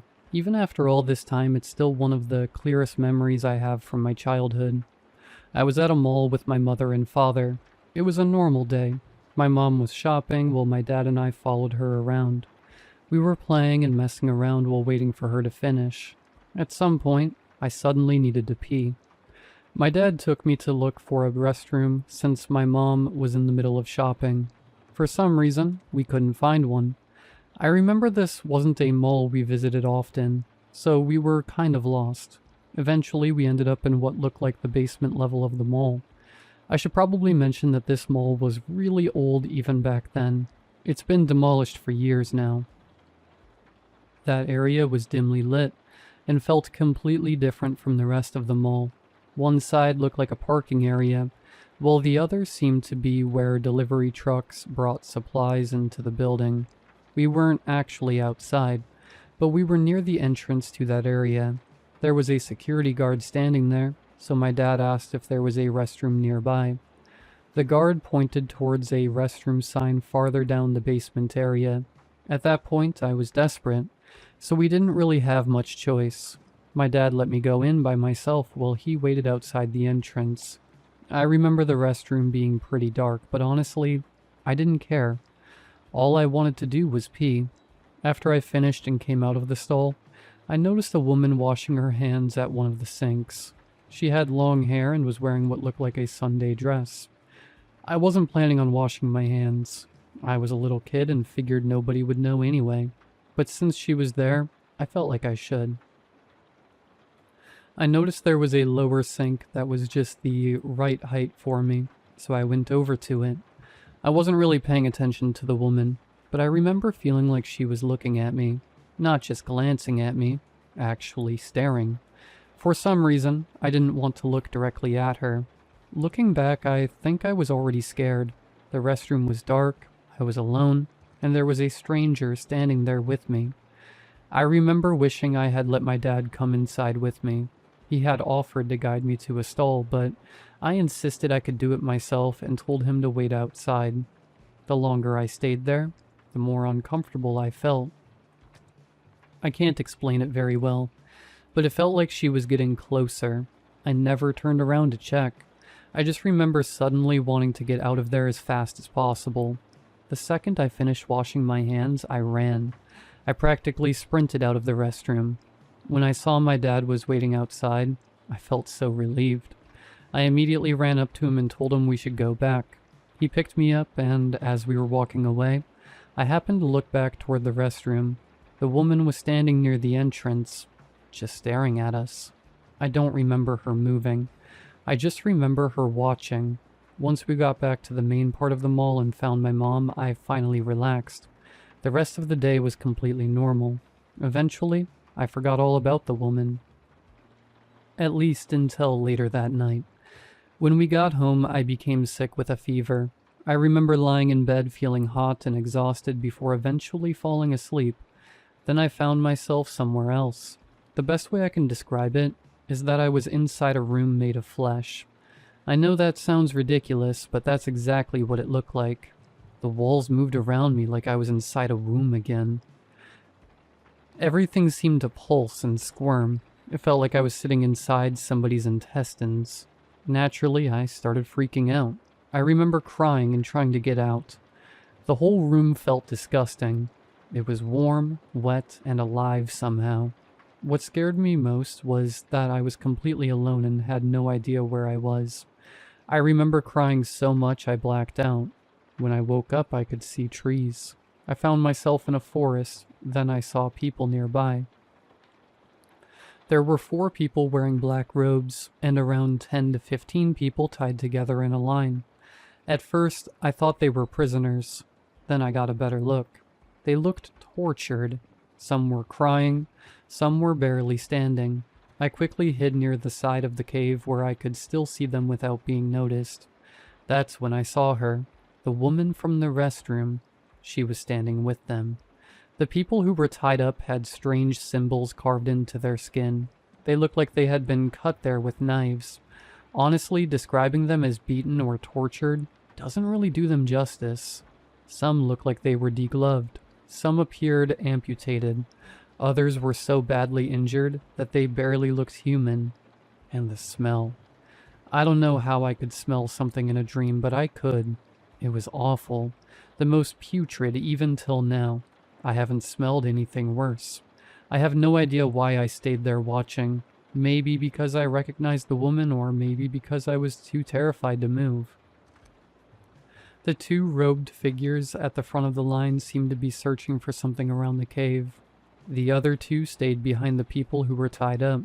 The cave itself wasn't some huge opening. It was the kind of cave where you wonder why cave divers would willingly crawl inside. Then the woman looked directly at me. At first, I didn't recognize her. She looked different somehow. If it wasn't for her long hair and those hollow eyes, I wouldn't have recognized it was the same woman from the restroom. Then we made eye contact and she pointed at me. The robed figures immediately turned in my direction. Later, I realized something strange about that moment. She never said a word. Nothing was covering her mouth, yet she never spoke. She only ever pointed. The robed figures started moving toward me. I could barely see their faces as they dragged me away. I could sense confusion from them, but they tied me up anyway. I found myself at the back of the line, tied by the neck just like the others. I remember crying my eyes out because I didn't really want to go back into that cave. I pleaded and pleaded, telling them I wasn't supposed to be there, but it was no use. I was stuck in that line while the two robed figures continued searching for something. Eventually, they found it. A small wooden door, heavily chained shut. The door slowly opened as they pried the chains away. As soon as it opened, the line began moving. One by one, the people dropped onto all fours and started crawling through the small opening. Earlier, I described how putrid the people smelled, but the stench coming from that opening was somehow even worse. It smelled like every rotten thing imaginable had been mixed with feces and packed inside that cave. The smell was so overwhelming that even now, over 20 years later, I can still remember it. The line slowly moved forward, closer and closer to the opening, and just before it was my turn to enter, everything went black. The next thing I remember was waking up in a hospital bed with my parents sitting beside me. I later found out that I had been unconscious for 3 days because of dengue fever. After that incident, life went on. Every now and then, though, I would remember that dream and end up feeling sick to my stomach. Sometimes I would even throw up. Nonetheless, I grew up like any other kid, but I wouldn't deny that it did mess me up. I never mentioned any of these to anyone, even my parents. I buried this deep into my memories, then eventually fulfilled my dream and became a doctor. For years, I convinced myself it was nothing more than a fever dream. Maybe it was a weird lucid dream. You know those weird dreams you have when you have a fever? I don't know how could a child that age even come up with those concepts. But I long forgotten it. But then something happened recently. I saw her. I saw that woman. She looked exactly the same as the time I saw her. She was my patient. She was rushed into the ER covered in severe injuries, with those same strange symbols carved into her skin. There she was, lying on my table. I tried to save her. I really did. But the trauma was simply too extensive. Her body gave out before we could stabilize her. I wanted to ask her so many questions, just to make any sense about it. She had multiple fractures, extensive soft tissue injuries, and signs of prolonged abuse. Some of her injuries were unlike anything I'd ever seen in my career. One detail in particular still messes with my head, but I don't feel comfortable describing it. She had been found in a public place and brought to our hospital. The fact that she arrived alive at all was a miracle. She was admitted as a Jane Doe. No identification, no wallet, no phone, nothing. The police took over the investigation almost immediately. I wasn't supposed to know anything beyond what was necessary for treatment. Every time I tried asking questions, I got the same answer. It's being handled. But that only made it worse. I haven't slept properly since. I can't get her out of my head. I don't even know where to begin. I don't want to think about it, but the questions keep coming. I can barely bring myself to go to work anymore. And now I can't stop thinking about it. About the dream, about the cave, those symbols, about her. And about the fact that she looked exactly the same as she did 20 years ago. Am I going to end up like her? I wish I could forget it all. It doesn't even make sense. I sound crazy. Maybe I am, who knows, but I don't care anymore. I just want to get this off my chest. I'm now seeing a psychiatrist. The fear and anxiety is slowly killing me. I don't know if I ever want to dig deeper into this. My head hurts just writing this.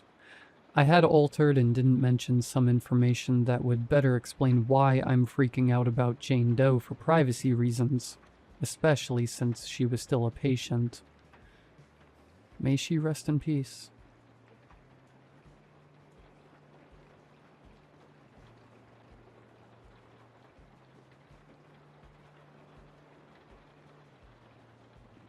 I don't know what to do. I'm freaking out.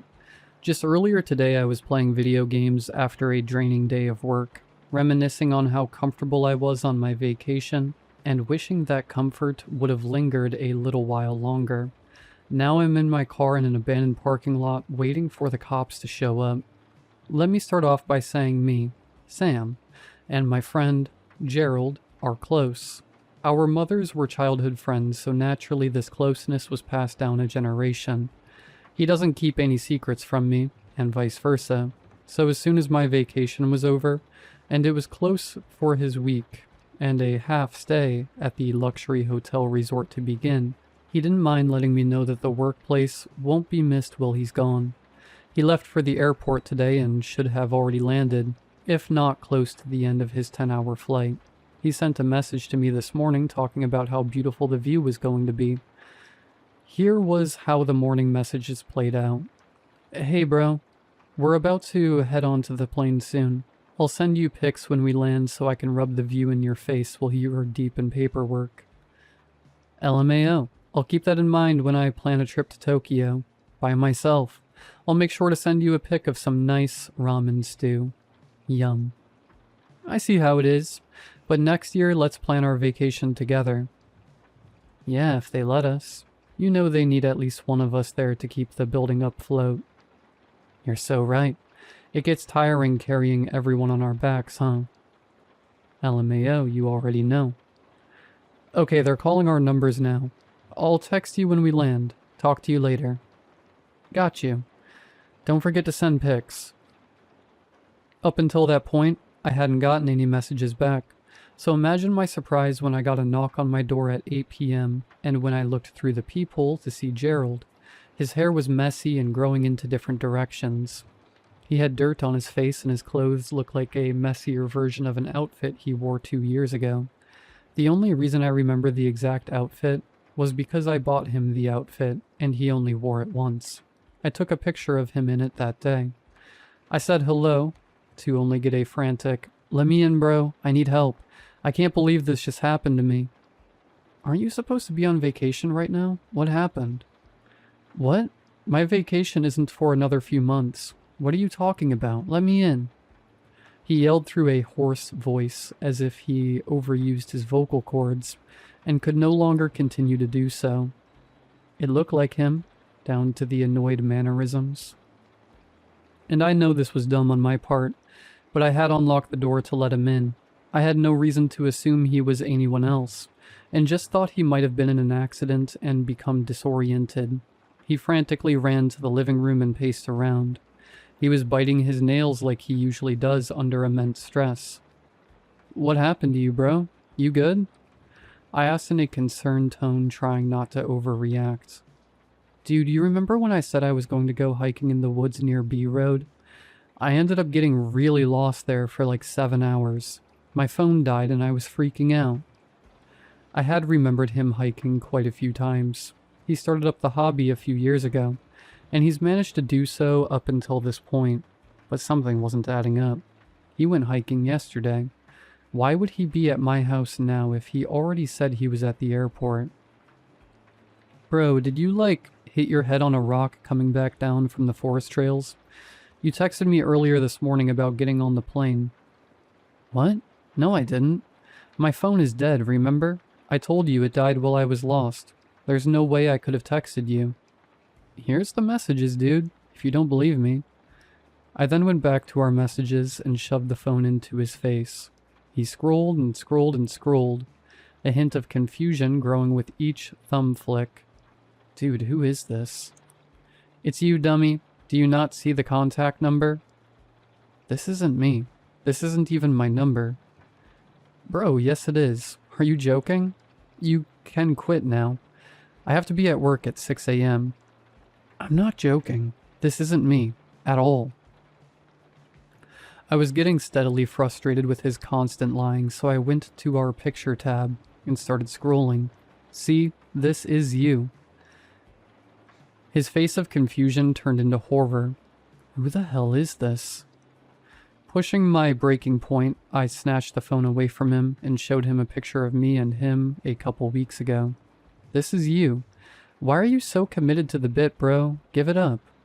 While I was scrolling to look for more evidence of me and him together, I seen a message bubble pop up and my heart sunk. Hey bro, sorry my flight got delayed, but look at this view. Hot babes, here I come. There was an attachment of him with his luggage, and the view was indeed beautiful, but now I didn't have any explanation for this, and I looked back up at the other Gerald in front of me. He looked at me with so much confusion, like something was on his mind, but he didn't know how to express it. Sammy, I don't know who that person is, but that isn't me. I looked up at him in horror. Gerald hasn't called me that in 2 years. It was weird hearing him say that again. I looked back at the photo that was just sent and looked back up to see if I could find any difference. Outside of the obvious dirt and hair maintenance issues, he looked completely normal, just like him. So much like him, in fact, it got creepy. What? Did that person text you again? Let me see. I jolted back from him instinctively. This Gerald in front of me looked visibly shocked, then offended at the sudden reaction. Dude, that person is obviously impersonating me. Give me the phone so I can give him a piece of my mind. He said as he reached his hand out to take the phone from me. I then stepped back again, but this time with a few more steps. He was in disbelief. He looked like I betrayed him. This is irritating me. Why are you being so scary? It's me. Look. He yelled, visibly getting more aggressive. Out of the corner of my eye, I seen my car keys and made a mental note of it. My bad, my bad. I said as I relaxed my body. I thought you were pulling a trick on me, but now I think this dude is just a scammer. I said, forcing out a chuckle to ease the dense tension between us. Gerald seemed to relax as well and chuckled a little too. Thank goodness. For a second it seemed like you were scared of me. We both chuckled a bit before dialing down to make it seem less awkward. I'm gonna go to my car and get a kit so you can clean up those wounds on your legs, bro. I said as I grabbed my keys and headed for my car. Well, inside my car, I immediately started up the ignition. This must have alerted the other Gerald because he then ran to the entrance of the door and stared at me. His face creased in confusion, then realization as I sped off. I only faintly saw as the light from behind him made him look like some shadow figure. I then sped dial the real Gerald and waited impatiently as the phone rang. Come on, answer, I said as I was hearing the familiar ringing sound from the phone. The number you have dialed is not available at this time. I yelled as I slammed the phone on the steering wheel. I then texted him and said, Bro, answer me back when you can. Someone at my house is claiming to be you, but that's not possible. I pressed send, then sat there contemplating on what does one do after experiencing this. I kept replaying the event in my head over and over until I realized something. Remember when I went to the trail by B Road earlier? That sentence replayed in my head. I thought he said he wasn't stepping foot back into that trail again because of all the unnecessary cuts he got from walking the partially developed trail. I looked up B Road in the messages and sure enough, the message from 2 years ago popped up of him saying he wouldn't go back there again. But that wasn't all that showed up. Another message was above it too. This was also around the time he changed his number. He said because he lost his old phone and didn't feel the need to swap numbers over.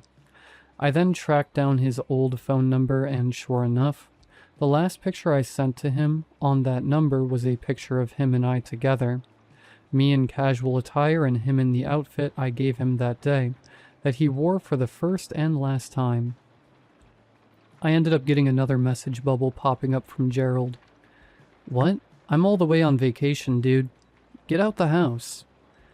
A thought came into my head and I ended up typing this out before I could even process what I was doing. JK, JK, I'm joking, LOL. LMAO, scared me for a second. Good thing you're safe. Oh, but anyways, dude, I had a question to ask you. My fingers hovered over the phone as I was prepared to type this out, but I needed to test my theory. So you remember that time we went to that club out in Seaville, and I got drunk and puked everywhere a few months ago, right?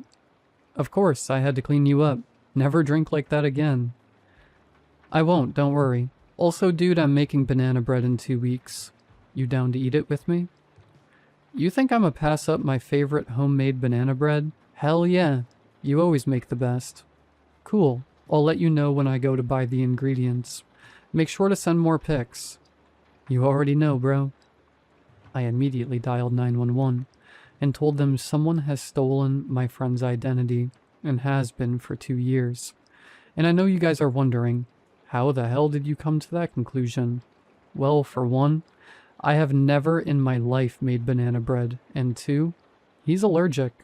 Has been since we were teens. He's never ate anything with bread in it since.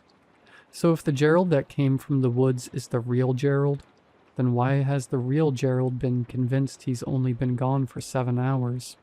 And who have I been friends with for the past 2 years?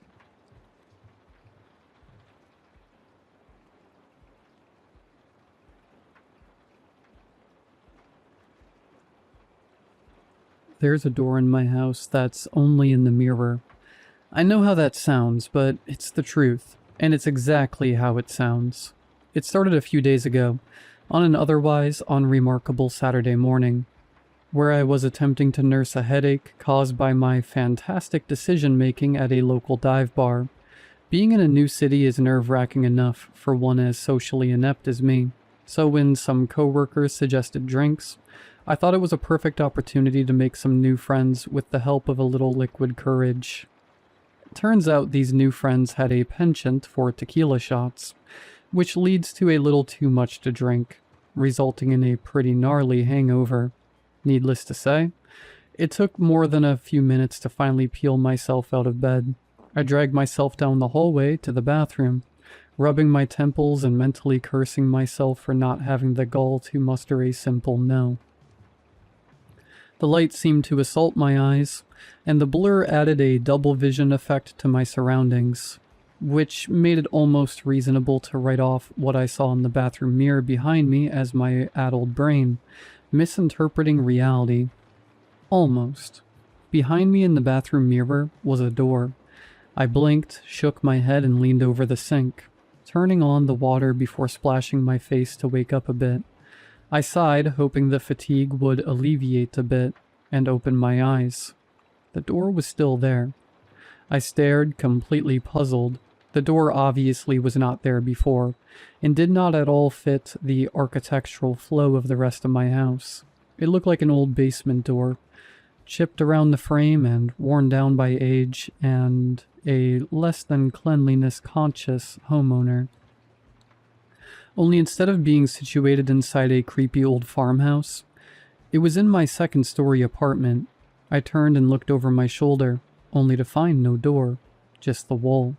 Confused, the concern for my hangover taking a backseat to concern of possible hallucinations, I turned back to the mirror, to be greeted once again by the door. "What the hell?" I muttered. swinging my gaze back and forth from wall to mirror, trying to figure out how that could be at all possible. I looked closer at the image of the door in the mirror before getting an idea. I took out my phone and snapped a picture of the wall, before snapping a subsequent picture of the mirror. I maneuvered to my photo album, not sure if I wanted to see the door in the mirror or not. Sure enough, there it was in all its rustic glory, placed exactly where it shouldn't be. Without knowing what else to do, I simply went about my day. It sounds silly to ignore something like that, I know, but you have to consider telling someone about the door without being able to show them would make me sound insane. And I didn't exactly have anyone in the city I would consider myself close enough with to shoot a random morning invite to my place. Besides, what exactly is there to do about it? So I simply went on about my business, the door somehow slipping towards the back of my mind as I ran my errands, and tried to erase the embarrassment I had about my antics from the night prior. It continued like that for a few days, with the door becoming part of the background scenery, just an oddity I couldn't explain. Until on Thursday morning, the door was open. It wasn't noticeable, at least at first. It wasn't like someone had swung the thing open and rudely left it that way, just slightly ajar. I only noticed because I was fixating slightly longer than normal on my appearance due to a lack of cooperation from my hair. As I brushed, my eyes drifted to the door and there it stood, cracked barely enough to notice, like a draft had caught it. I froze instantly, feeling my heart drop down to my stomach. For a long while I just stood there, staring, halfway expecting it to shut suddenly. Nothing happened, and I wasn't sure whether to be more or less uneasy. At this point, I wasn't comfortable not telling anyone about it anymore. The door opening suddenly added a weight to the situation that took it from something that was admittedly extremely odd to alarming. It was all I could think about on the way to work, and as I clocked in, I thought about how I could bring it up without sounding like a lunatic. Finally, at my lunch break, I mustered up the courage to say something to Elise, a girl I worked with on Thursdays. Have you ever had something happen that you don't know how to explain without sounding completely insane? I asked bluntly, feeling my cheeks getting a little red as I realized how cliché sounding that came out. Elise tilted her head slightly, a puzzled but inquisitive look crossing her face before giving way to a grin. What, like a ghost story? Or maybe a mystery? Ooh, I like that. She cooed, giggling a bit. I'm serious though, Elise. I really don't want to sound crazy, but there's something seriously weird happening at my apartment. I tried to convey seriousness through my eyes as well as I knew how. Elise sat forward a bit now seeming to be some combination of amused and bemused. Alright, let's hear it. I'm not gonna have to report you or anything, am I? She laughed, but I couldn't tell if she was completely joking. No, nothing like that. Just, well, there's not a real way to introduce the subject subtly, so I'll just say it. There's a door in my bathroom that only shows up in the mirror. Elise just stared at me for a moment, seeming to ponder that. What? What does that mean exactly?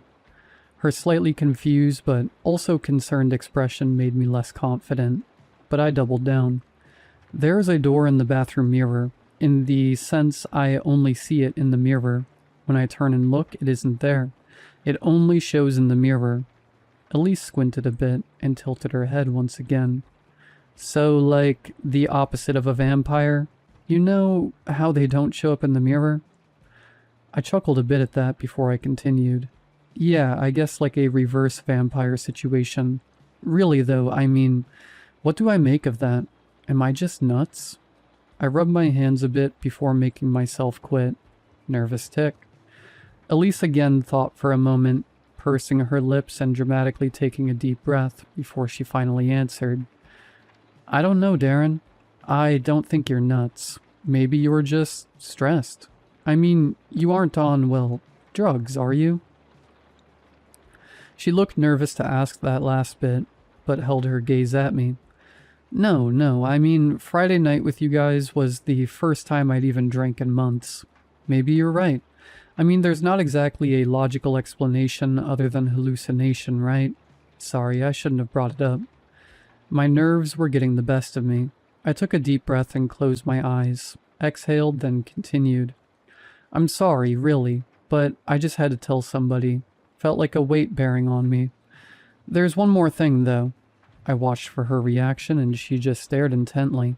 She seemed to actually be listening to me, which made me feel a bit better. The door had been closed, but this morning it was open. Just like, slightly ajar, but still open. Elise stared for another minute before blinking and raising her brows. Wow, okay, that's creepy. She looked at her phone and I realized it was probably almost the end of our lunch. We gotta go back, but if you're serious, just text me if you need anything, okay? She gave me a small smile that didn't entirely hide her concern, but it made me feel good that she didn't think I was absolutely insane. Or at least if she did, she hid it well enough. Yeah, will do. Thanks, Elise. I set my keys down on the counter and sighed, closing my eyes and rubbing my temples. The last shift of the week really took it out of me, but the stress of the day added on top of everything with the door situation made me ready to go straight to bed. I didn't care about anything besides sleep, and at this point, I wanted to not worry about the door. I struggled to pick up my feet on the way to the bedroom, staggering into my room before collapsing on my bed and falling asleep right as my head hit the pillow. I rubbed my eyes, suddenly aware of my bladder on the verge of bursting. I looked down at the alarm clock on my dresser. It read 1:34 a.m. I groaned, forcing myself out of bed before remembering the situation in the bathroom. Just real quick, in and out. I muttered as I opened my bedroom door and stared down the hallway. The bathroom door on the left in the hallway felt much more ominous than it had previously, a looming presence that instilled a bit more dread than I cared to admit. As I approached, I realized I was holding my breath. I exhaled, standing before the bathroom door, mentally preparing myself for something from a horror movie. I braced and swung the door open, flipping the light switch all in one fluid motion. The door was exactly the same as where I left it that morning. I breathed a sigh of relief. While I was still obviously very concerned about the door being open, at least there wasn't a demon or some other ghastly apparition in the door waiting for me. I maneuvered to the toilet and relieved myself before heading to the sink. I kept flicking my gaze between my hands as I washed them, and the door. Shutting the water off, I sighed, the weight of worry from earlier in the night returning. I slouched over the sink. I hated how I felt alone in this city. And, as if that wasn't enough, I couldn't even come to peace. I felt fear in my own home. There is just no point in stressing myself out anymore over this. I said out loud to myself. I stared at myself in the mirror, assessing my weary appearance. Sleep hadn't been my strong suit even before the stress of recent events, so my eye bags were a bit more prominent than I would like. I grunted. Some rest for once would do me good. I muttered, straightening my posture and trying to put my worries away. I took one last glance towards the doorway before leaving the bathroom. There was an eye in the crack of the door. For a moment, it felt like time froze completely. I couldn't feel the rabid beat of my heart, or my shallow and shaky breathing, or trembling of my hands. I could only feel the cold, inhuman gaze of something beyond comprehension from beyond the door.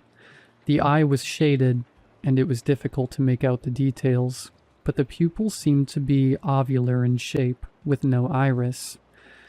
There was an unnerving intelligence behind its gaze that made me feel like I was looking at something that was thinking, something that was observing. Observing me. I finally managed to break out of my trance, spinning around and sprinting out of the bathroom at speeds I hadn't reached in years. I tore through my apartment in a panic, blowing out of my front door like a whirlwind. I didn't care that I was in my boxers and an old t-shirt, or that it was 40 degrees and almost 2 in the morning. I cared about putting distance between myself and that thing in the mirror. My mind was racing with possibilities. Could it leave wherever it was? Could it physically reach me at all? if it could, then what did it want? I got to the police station quickly on foot, not all too surprising considering it was 5 blocks away. I almost got arrested myself. Bursting through the front doors in a panic, the deputy manning the front desk jumped up, eyeing me up and down in a defensive stance, sporting an understandably bewildered expression. "Sir, are you okay? What's going on here?" He had his hand hovering over his holster, which made me nervous and aware of my need to explain myself.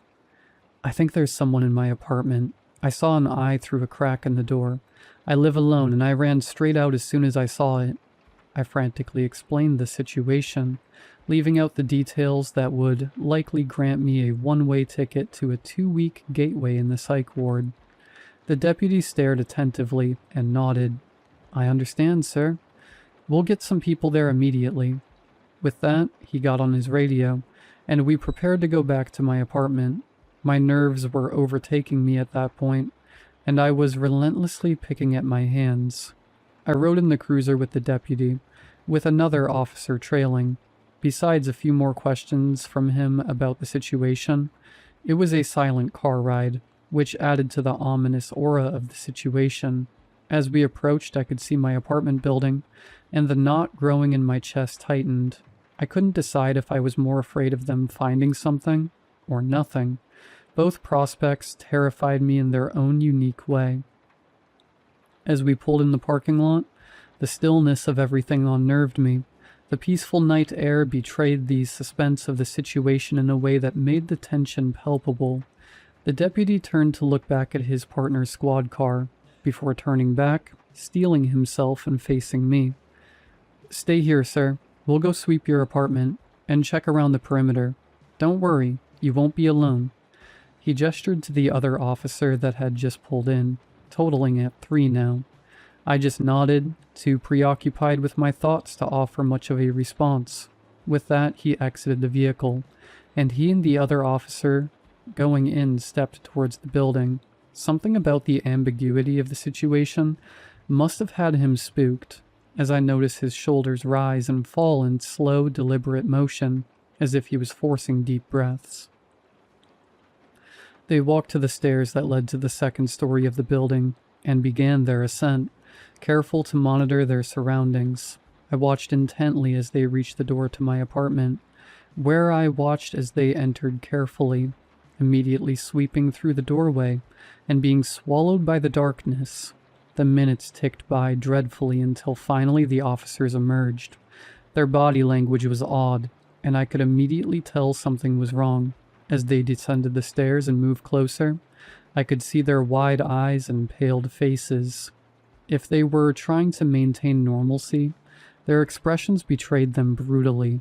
They approached and just stood for a moment, looking at each other before the deputy from earlier finally turned to me and found his voice. "Sir, are you aware of the, circumstances of the bathroom in your apartment building?" My heart dropped a bit. Some part of me still clung to the hope that this really was some sort of stress-induced hallucination, but those hopes were swiftly crushed by his words. If you mean the door, then, yeah." I trailed off, not knowing what else to say. The third officer that had stayed outside with me finally spoke. "What the hell are you talking about? What do you mean, circumstances of the bathroom?" He looked between us, squinting and shaking his head as if to motion for an explanation. Nobody really had one. The deputy spoke again. "Just come take a look at this." He turned to me now, his face wearing a worry that almost seemed to match mine. "You too." I felt like I was in a dream as we stomped up the stairs to my apartment. The open door a looming invitation to some unknown nightmare that awaited us. My heart only seemed to beat harder as we navigated through the maw that was the entrance, and I could feel myself tremble and my teeth clatter a bit as we slowly marched towards the direction of the bathroom. They asked me questions, like how long this had been going on, if there had been any other anomalies, and if I had been making up the story to get them here, or if that was the door that I saw the eye. However, as they opened the bathroom door, I lost my ability to speak completely, and the rapid breathing of my heart seemed to stop all at once. Their voices drowned out, as I could only focus on one thing. The door was wide open.